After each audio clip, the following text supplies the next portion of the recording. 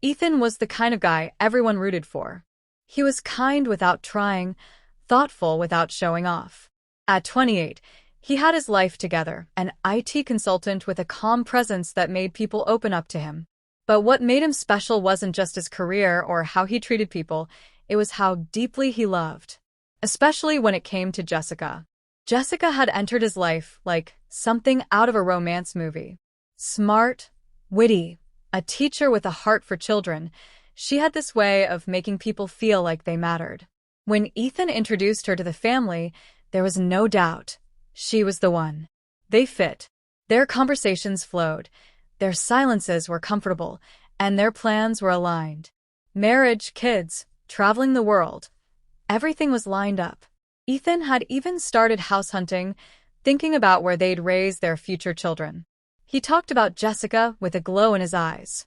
The kind of admiration that wasn't just about attraction, it was about respect. He appreciated how she challenged him, how she made bad days better with a single text. He believed he'd found the kind of love most people spend a lifetime searching for.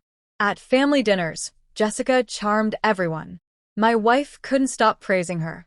My daughter looked up to her. Ethan seemed lighter around her, more alive. And for a while, everything was smooth. Until it wasn't.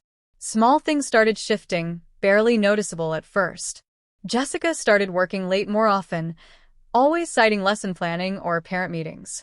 Her phone, once left face up on the table, was now always screened down and locked tight. Ethan didn't question it. He trusted her. That's who he was. He believed love meant giving the benefit of the doubt, even when things felt off. He told me once, during a casual conversation, that he missed her. Missed the way they used to laugh about dumb TV shows, the way she used to hold his hand without thinking. Asked if something was wrong. He smiled and said, "Nah, she's just stressed. School stuff. I'm planning something nice for her birthday." Ethan wasn't the flashy type, but when he loved, he went all in. For her birthday, he planned this elaborate surprise, her favorite restaurant, a scrapbook he'd been quietly making for months, even a playlist of songs they both loved. He was nervous but excited, the way you get when you know you're about to make someone truly happy. But she never showed up. She texted him last minute, saying she was exhausted and had to cancel. He understood, or at least tried to. Still, he waited at the restaurant for over an hour. Not because he thought she'd come, but because he couldn't go home just yet. The silence would have been too loud. That night, when he finally came over, he didn't say much. Just sat on the couch, scrolling through photos of the scrapbook he never got to give her. I wanted to ask questions, but something told me to wait. Over the next few weeks, he kept trying. Flowers. Breakfast drop-offs. Offering to help with her class materials. But the distance grew. She was distracted, often on her phone. When he'd ask how her day was, she'd give vague answers. When he mentioned the house plans, she'd deflect. Still, he held on. Because love, real love, makes you want to fight for someone, even if they've stopped fighting for you. He started staying over more. Not because he wanted space from her, but because she was barely home. Always at school, or with coworkers. He began to question himself. Was he not doing enough?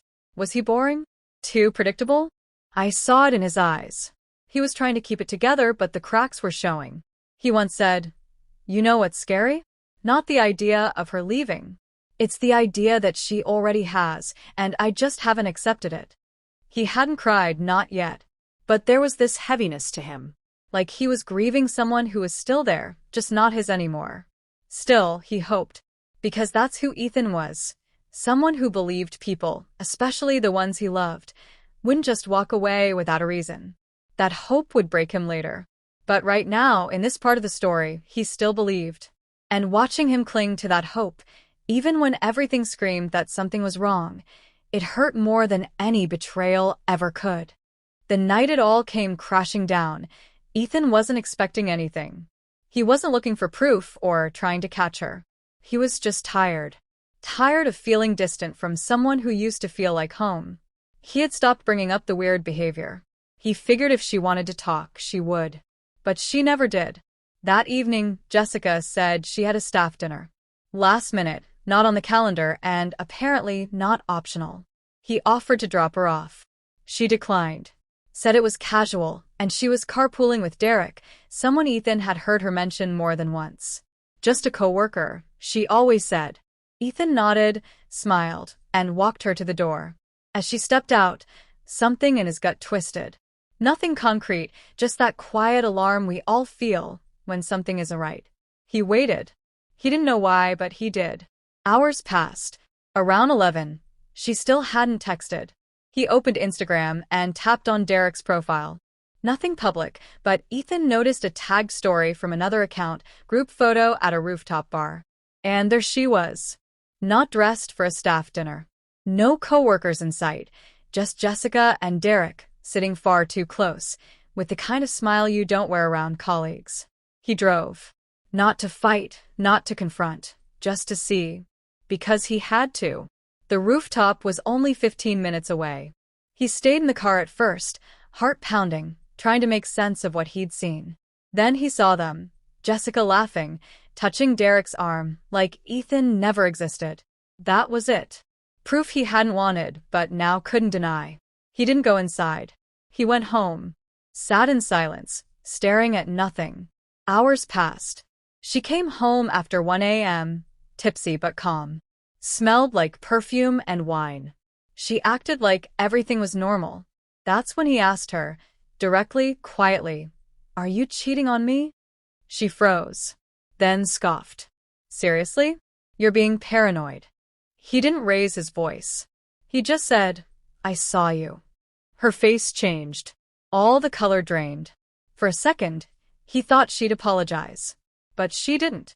She shrugged. "Fine. You want honesty?" "Yeah. It's been a few months." No guilt. No tears.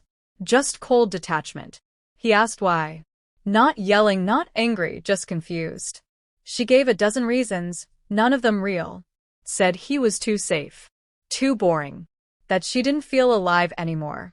That Derek made her laugh. That she didn't mean for it to happen, but it did. That maybe she outgrew what they had. Ethan didn't speak. Not for a long time. When he finally did, all he said was, "Then why didn't you just leave?" She didn't answer. The next day, she packed a few things and left. No big fight. No goodbye. Just gone. Ethan didn't cry. Not at first. He just shut down. Moved through days like a machine. Ate because he had to. Slept because he couldn't stay awake anymore. I tried checking in. So did his mom. But he barely spoke. He wasn't angry, he was broken. It wasn't just the betrayal. It was the way she threw it all away like it meant nothing. Like the years they built together were disposable. He kept blaming himself. Saying maybe he wasn't enough. Maybe she was right. Maybe he was too predictable, too trusting. I told him no. Over and over. I told him love isn't a flaw. Being loyal isn't a weakness.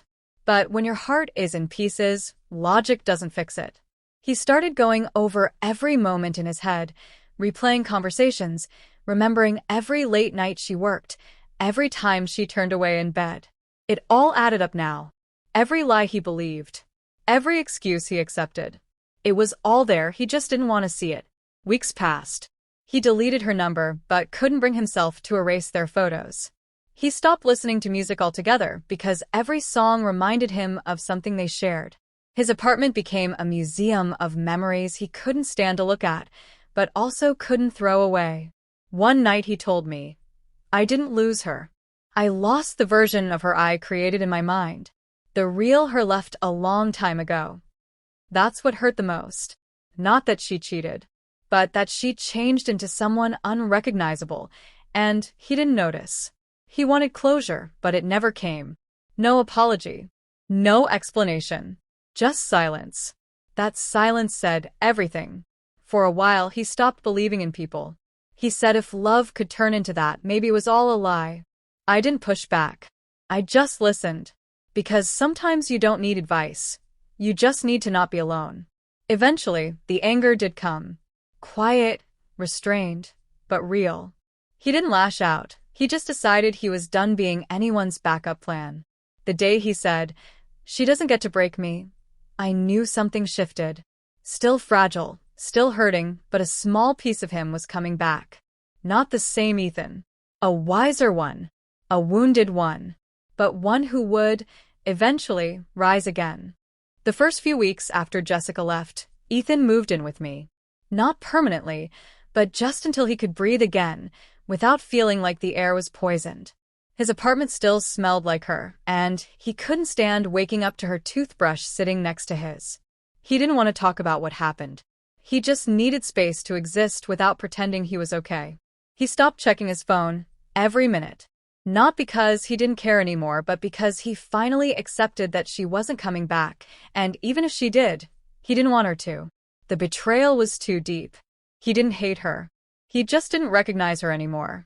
The person who had loved him didn't exist. And the one who stayed behind in her place had burned everything they built to the ground without hesitation. He started going on long walks, not for fitness but for silence. Some days he barely spoke a word. Others, he would randomly talk about things from the past, happy memories he used to cherish, now poisoned. He wasn't trying to vent. He was trying to make sense of how something so beautiful turned so cruel without warning. Therapy came up. At first, he brushed it off. Said he didn't need to talk to a stranger about feelings. But one morning, after not sleeping at all, he scheduled an appointment without saying anything. When he came back, he didn't talk about what was said. He just said, "It helped." That was enough. Bit by bit, he started picking himself up. Got back into work, not to distract himself, but to remind himself he still had purpose. Reconnected with colleagues. Took on projects. Stayed late at the office, not to avoid home, but because it gave him structure. He wasn't healing fast, but he was healing deliberately. One Saturday, he adopted a rescue dog.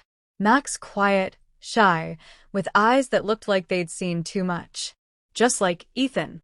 I didn't say anything, but I knew it was a sign he was starting to let love back in a small way. Max slept at the foot of his bed every night.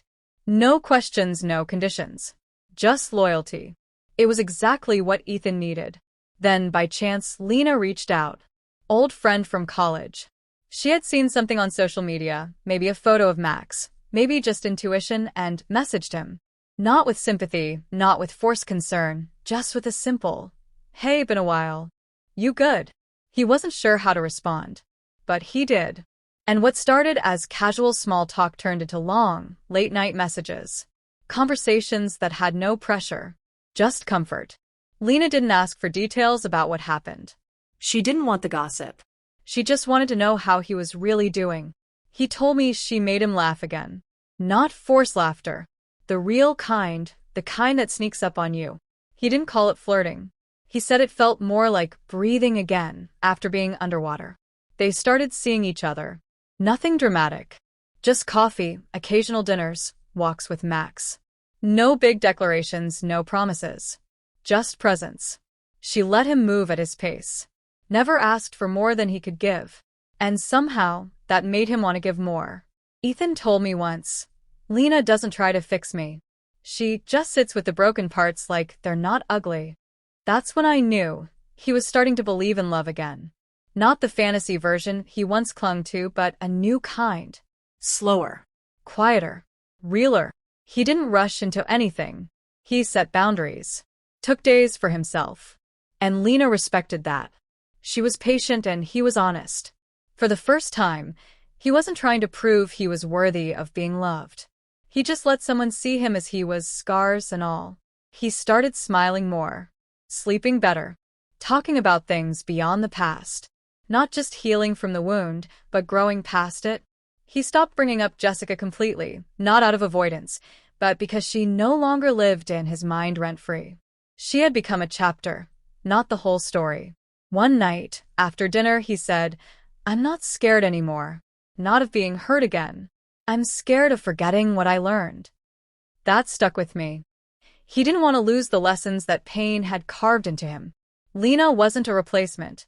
She was a reminder that love can return, and sometimes in a better form than before. No games, no lies. Just two people who knew what it felt like to be broken and decided not to break each other. I watched him rebuild himself, Not into who he was before, but into someone stronger, more grounded. He no longer chased the idea of perfect love. He chose peaceful love. And in Lena, he found it. Not a spark that burned out fast, but a steady flame that kept him warm. He once said, "The worst thing she did wasn't cheating. It was making me believe I wasn't enough." And Lena helped undo that damage, not with grand gestures, but with consistency. She showed up. Every time.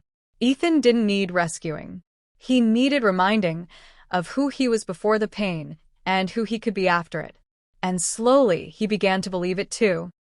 A year later, Ethan wasn't the same man who sat in silence with swollen eyes and a shattered heart.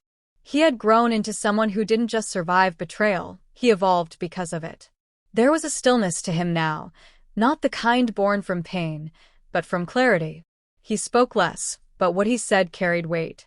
He laughed easier, but never forced it. And for the first time in a long time, he didn't need anyone's approval to feel whole. His relationship with Lena had settled into something solid. Not perfect, but deeply honest. They didn't rush milestones. They simply lived, shared, supported. They had disagreements like any couple, but nothing explosive, nothing manipulative.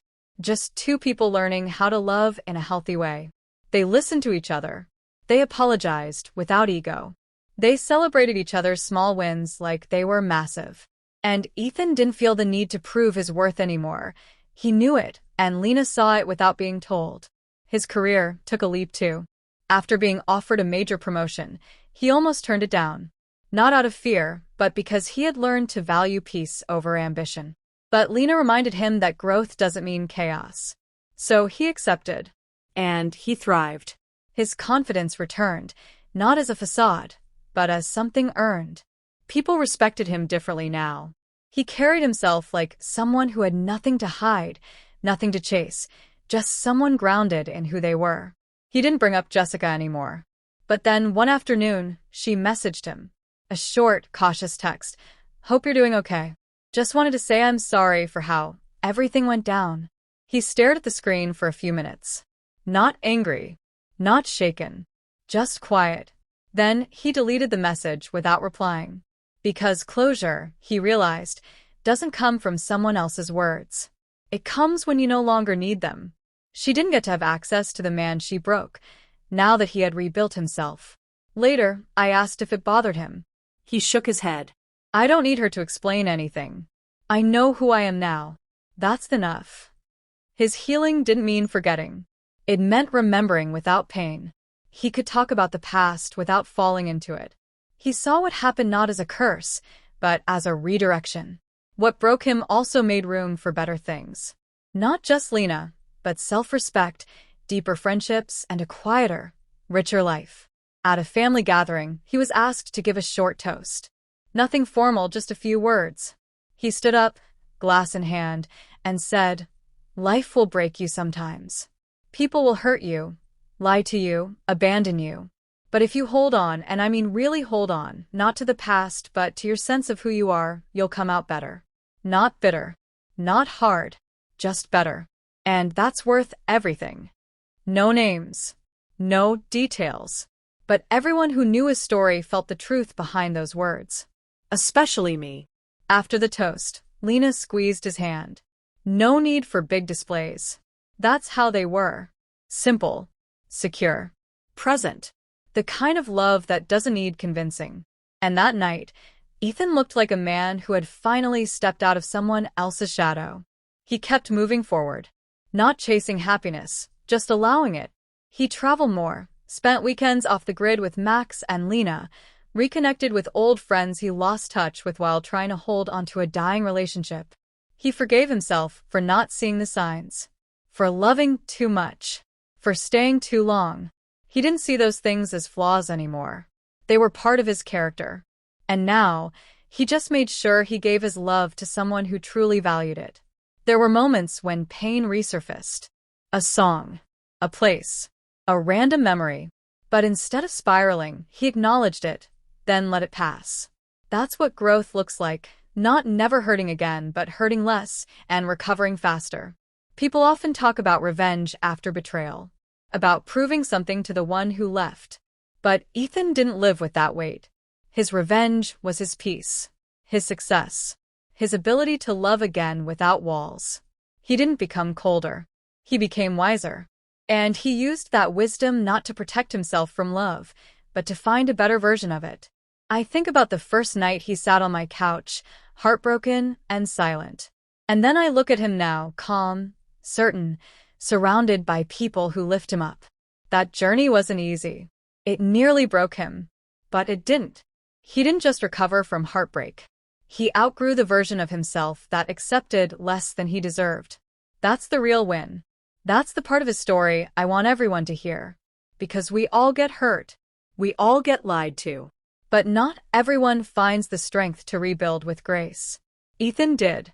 And in doing so, he became someone even better than he was before. Not despite the pain, but because of it.